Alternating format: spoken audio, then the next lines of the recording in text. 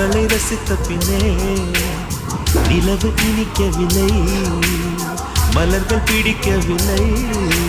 கண்டு கேட்டு உண்டு என்ற உத்தரையும் ஐம்புலனும் பெண்ணில் இருக்கு, அந்த பெண்ணில் இருக்கு. இந்த பூமி மீது வந்து நானும் பிறந்ததற்கு பொருள் இருக்கு, பொருள் இருக்கு.